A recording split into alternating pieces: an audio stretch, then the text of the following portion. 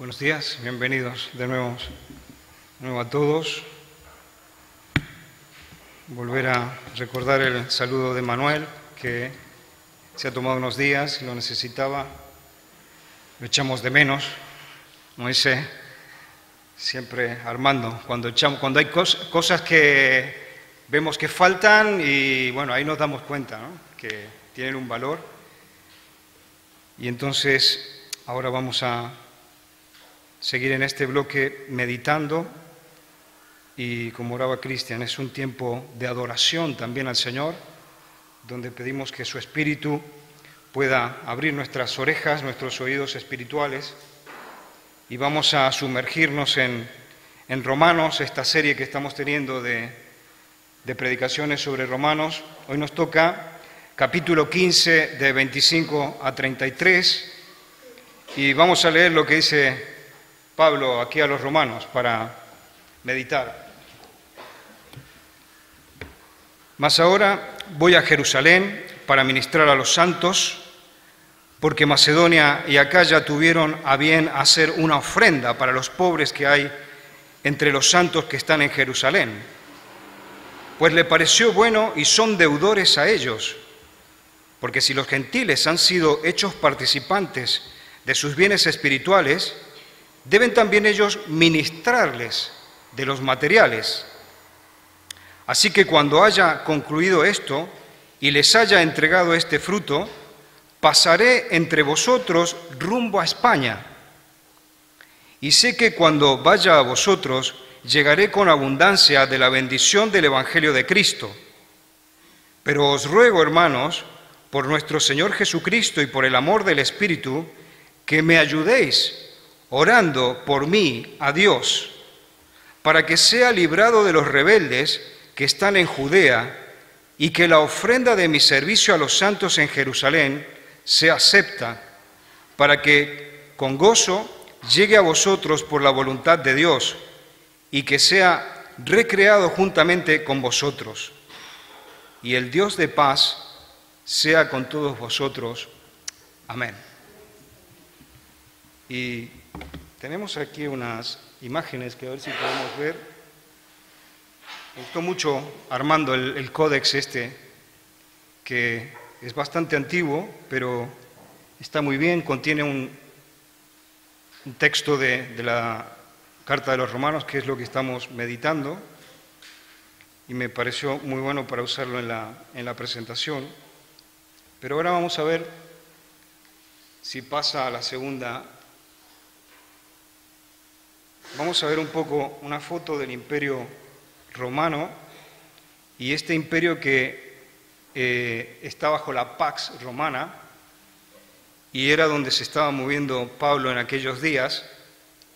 Y Pablo ha hecho dos círculos. El círculo menor es el círculo donde Pablo se estuvo desplegando durante 3 viajes que el Señor le dio para hacer, de manera de evangelizar toda esa área que vemos en este círculo más pequeño, el área de las provincias de Asia Menor, que incluía Efeso, Corinto, 3 viajes tremendos que Pablo había hecho para llevar las buenas nuevas a la gente que, como él había entendido, no estaban perdidos sin Cristo. Estuvo muy ocupado, en modo muy intenso, y ahora vemos que, de acuerdo a lo que hemos leído, Pablo está cambiando su enfoque, y el Señor le da la visión de orientar su vista hacia la parte oeste del imperio, que lo vemos en el círculo más grande. El Señor está guiando a Pablo a que tenga una carga en el corazón por todos aquellos perdidos que hay que alcanzar allí en esa parte del imperio, que era una parte más compleja, porque la mayoría de esa parte de las provincias del imperio no estaban con la Pax Romana, sino que eran provincias imperiales, y por lo tanto era un territorio más hostil, un territorio más peligroso. Pero no obstante, el Señor pone este peso en el corazón de Pablo, y él comienza a pensar en toda la gente que hay en Hispania, ¿no? Por ejemplo, porque de hecho lo hemos mencionado, que era una de estas provincias imperiales. Y el Señor pone en el corazón a Pablo que tiene que empezar a llamar y alcanzar a gente que había por aquí, por estos terrenos, ¿no? Y él comienza, como hemos visto, a hablarle a los que están en Roma, comienza a hacerles partícipes de esta visión, comienza a hacerlos sentir como esos socios confiables con los cuales él cuenta para poder hacer esta misión. Y él se propone también como un líder para la iglesia que los puede representar en esta aventura conjunta que le está planteando y que, como veremos, les está inspirando a realizar. Pablo también nos ha dicho, ¿no?, en el texto que tenía como objetivo prioritario llevar una colecta, una ofrenda que los de Macedonia y de Acaya habían hecho para ayudar a los que estaban en Jerusalén.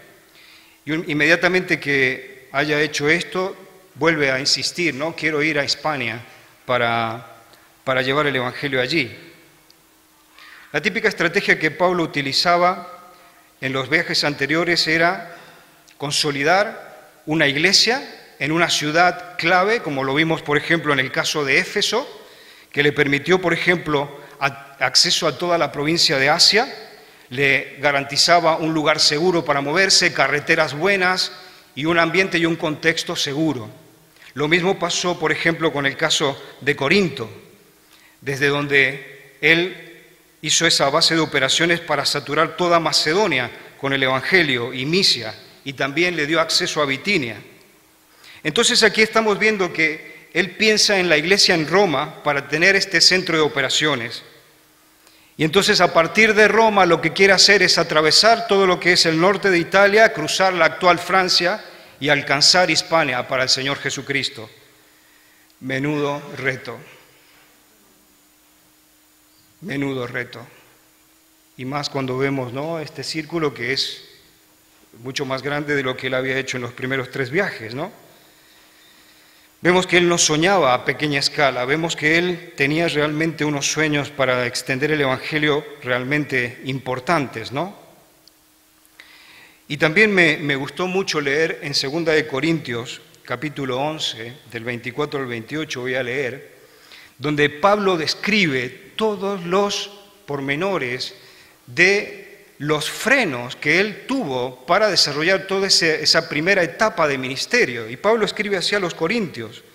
Él les abre su corazón y les dice: cuando he estado haciendo toda esta primera etapa de mi evangelización, 5 veces recibí de los judíos los 39 azotes, 3 veces me golpearon con varas, 1 vez me apedrearon, 3 veces naufragué y pasé un día y una noche como náufrago en alta mar.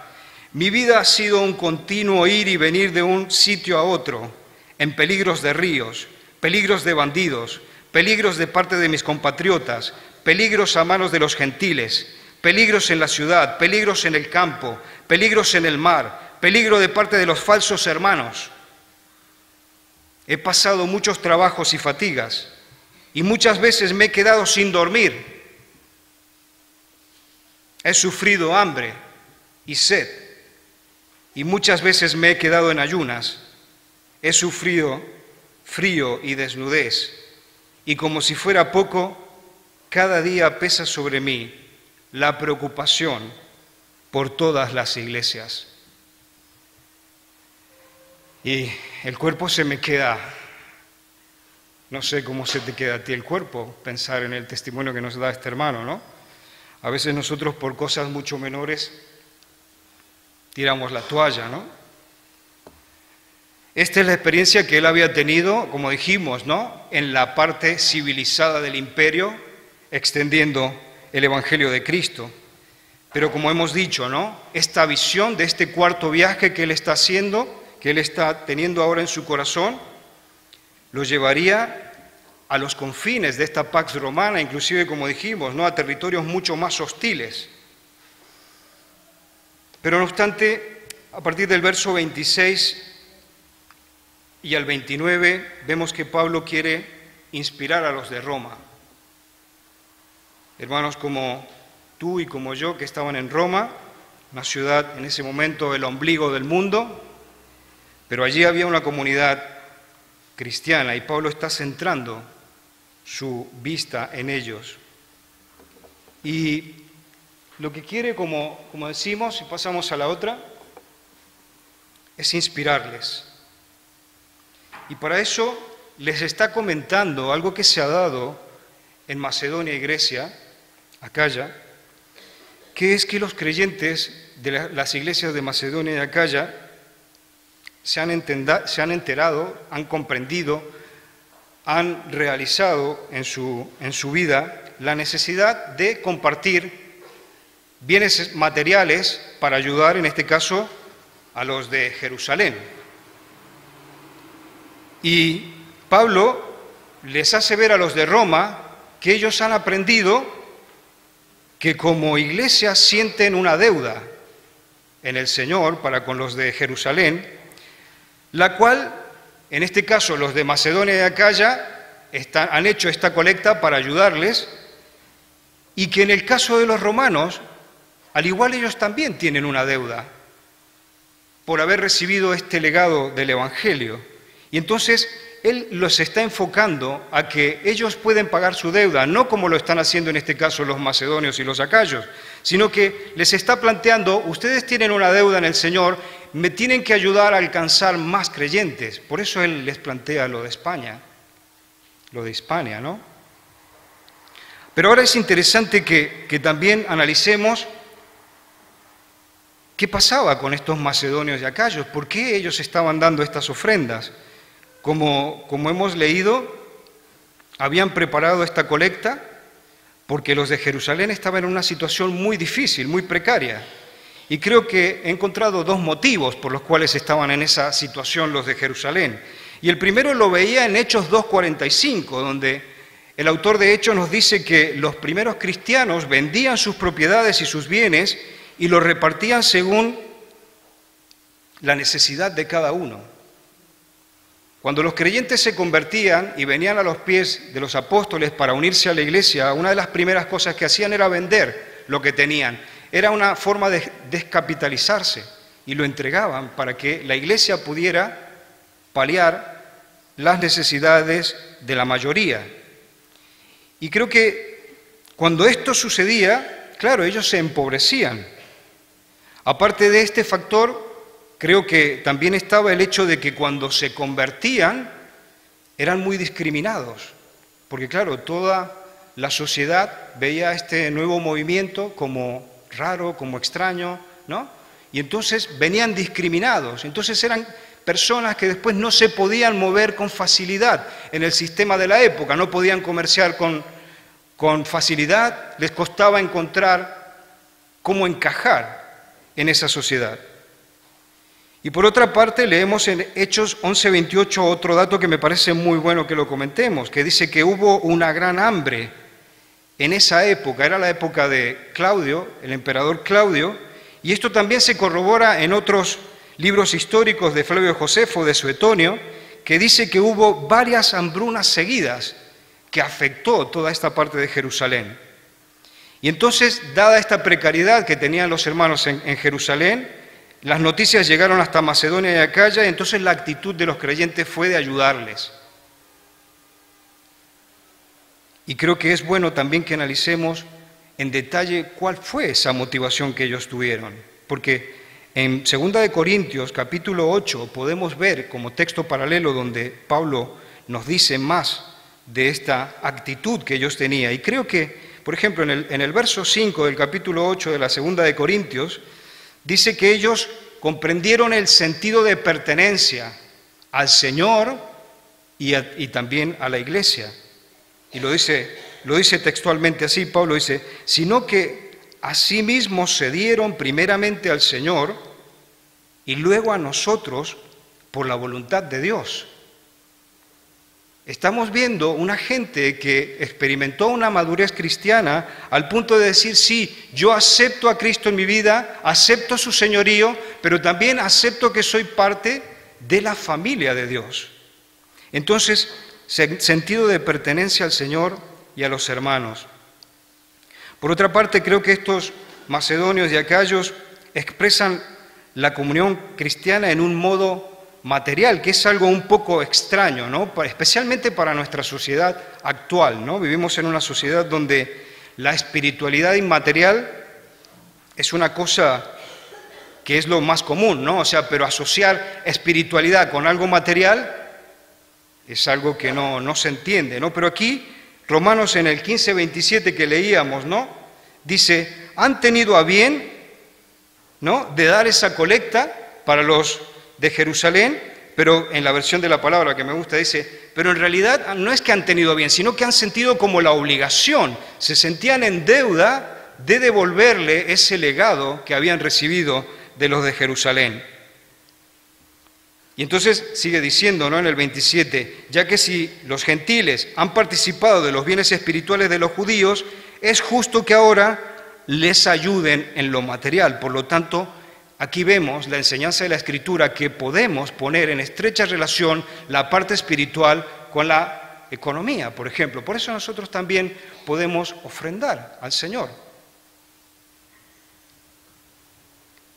Y creo que también un punto importante que nos demuestran estos macedonios y acayos es que al dar este dinero que ellos, del cual se están desprendiendo, nos demuestran la libertad que debe tener el cristiano respecto del dinero, ¿no? Porque inclusive en esa época se hablaba de este dios Mamona, ¿no?, el dios de las riquezas, de las propiedades. Y aquí vemos que ellos nos demuestran con un ejemplo concreto cómo no eran esclavos de ese Mamona, sino que para ellos el soberano es el Señor, ven al dinero solamente como un instrumento que el Señor les da para alcanzar ciertos objetivos, y entonces ellos se pueden desprender. Cuando analizamos un poco más la situación de los de Acaya y de Macedonia, vemos que no era que estaban en una situación boyante, estaban también en una realidad bastante tocada, pero sin embargo dice que se desprendieron un poco como la viuda, ¿no?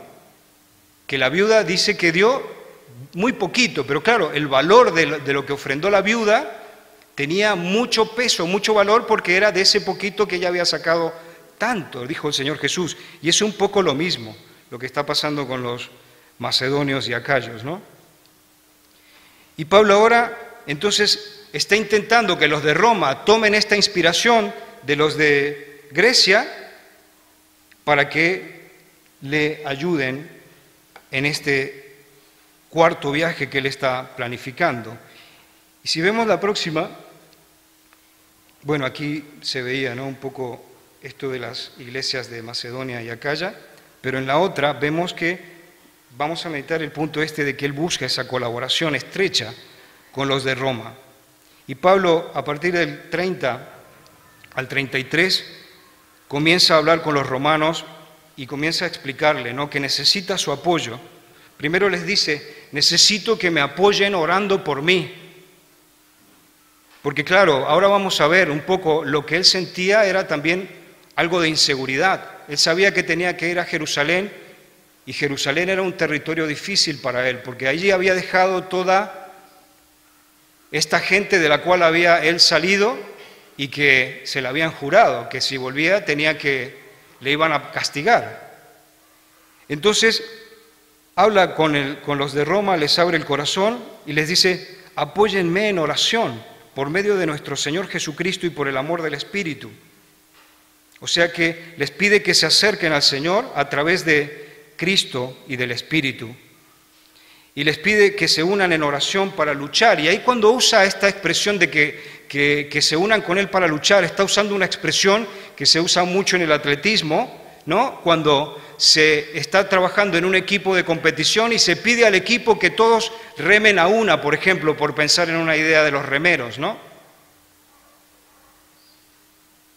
Se siente atado porque tiene que llevar esta colecta de fondos a los de Jerusalén y, como decía, ¿no?, siente esa inseguridad. ¿Qué me va a pasar cuando llegue ahí con este dinero? ¿Lo van a querer aceptar bien los de Jerusalén o van a ser un poco orgullosos que no van a querer recibir la ofrenda? Y entonces él también, ¿no?, antes de partir, dice en Hechos 20:22 que habló con los hermanos, ¿no? Y dijo, he aquí, ligado yo en espíritu, voy a Jerusalén, y ahí explica, ¿no?, en modo detallado, dice, sin saber lo que me espera, lo que me ha de acontecer. Dice, salvo que el Espíritu Santo por todas las ciudades me da testimonio, diciendo que me esperan prisiones y tribulaciones. El peligro que hay pone en alerta a Pablo, por eso está pidiendo 3 motivos de oración a los romanos. Y les dice, oren porque los enemigos no tengan éxito y me corten las piernas y yo ya no pueda seguir mi ministerio. Oren para que los cristianos judíos no sean orgullosos y acepten este regalo que estamos llevando de parte de la iglesia en Grecia. Y tercero, le dice a la iglesia que ore para que los planes del ministerio que él les está compartiendo no solamente no se frenen, sino que ellos puedan apoyarle, impulsarle para poder alcanzar esas metas que él está teniendo en esta visión. La verdad que es un hermano tremendo, ¿no? Cuando sacamos un poco, tiramos la suma de todo lo que hizo, el apóstol más pionero, el que ha acumulado más kilómetros, el que plantó más iglesias, entrenó más líderes, el que más porciones de la Escritura redactó, y fue el que más productividad tuvo de toda su generación. Pero creo que es bueno que notemos que rara vez él trabaja solo. Vemos que es un elemento del Señor, muy buen elemento del Señor, pero nunca está solo, sino que, como lo vamos viendo en las distintas cartas, estaba rodeado siempre de equipos, de gente. Se rodeaba de hermanos fieles al Señor, dispuestos a asumir esta obligación de predicar el Evangelio y fortalecer a las iglesias.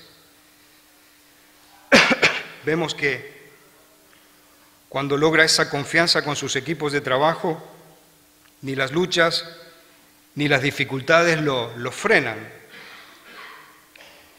El libro de los Hechos terminará diciéndonos que Pablo al final hizo el viaje a Jerusalén y lo hizo como prisionero.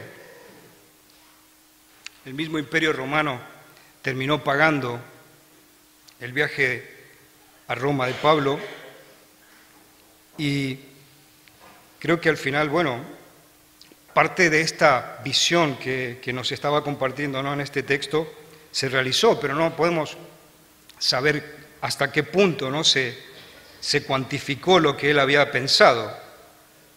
Pero sí es real, ¿no?, que, como hemos leído, su visión incluía llegar hasta aquí, hasta Hispania, y que la Iglesia de Roma seguramente lo apoyó. Y ahora vamos a sacar algunas aplicaciones, y quiero que estas aplicaciones las tengamos en cuenta pensando en que este 2018, como Iglesia, nos estamos planteando cuajar una visión que nos acomune y que nos plantee unas metas de aquí a los próximos años.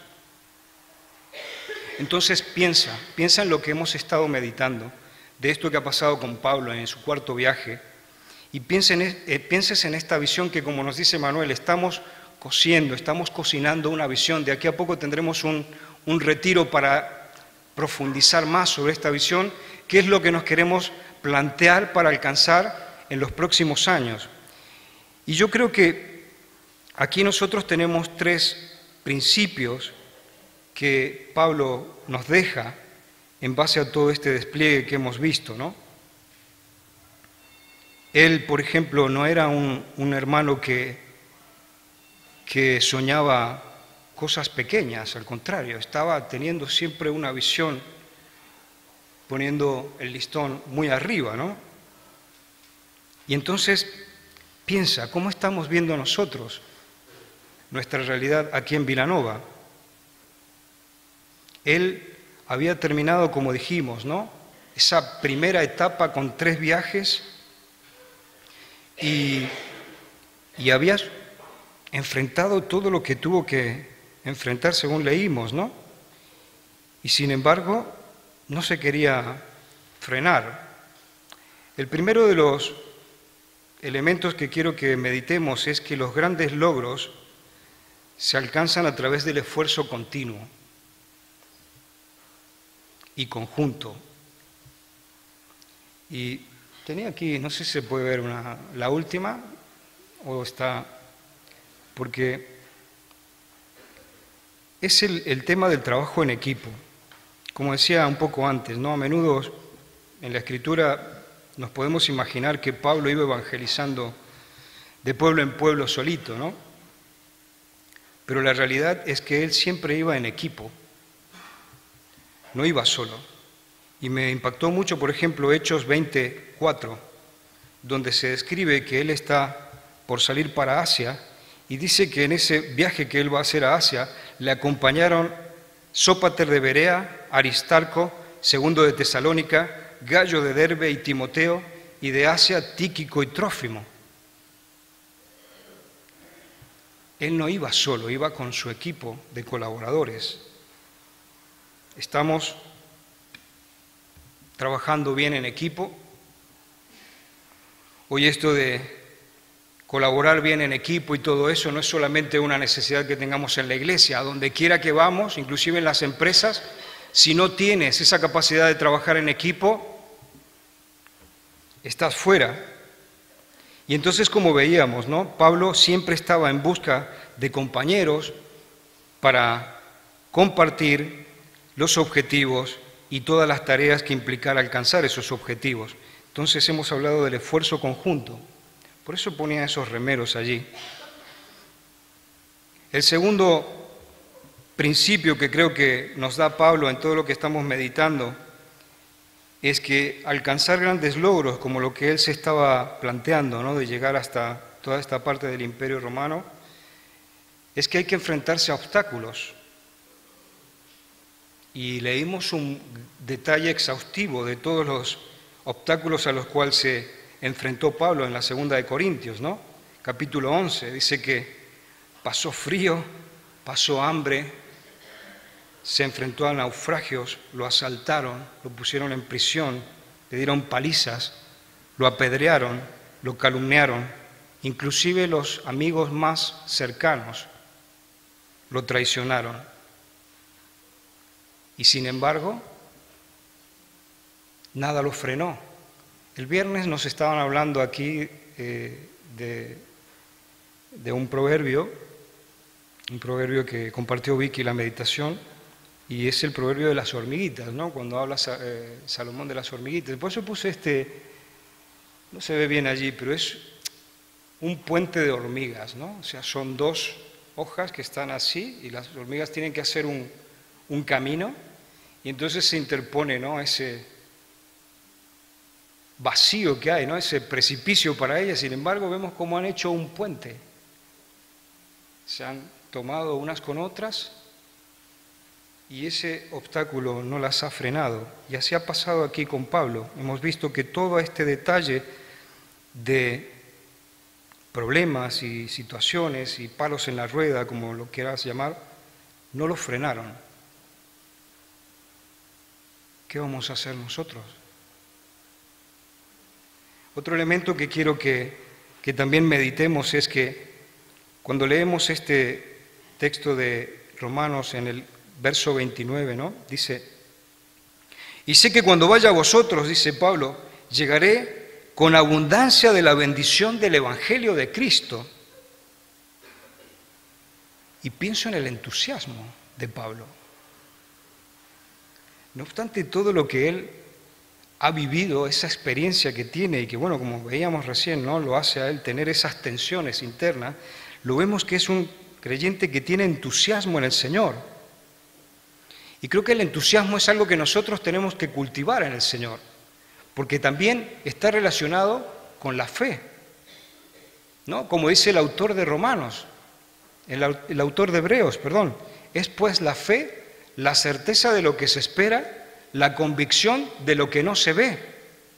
Yo creo que Pablo estaba ahí en ese momento pensando que tenía que llegar, por ejemplo, hasta toda esta parte del Imperio Romano y tenía esa fe para poder ir adelante.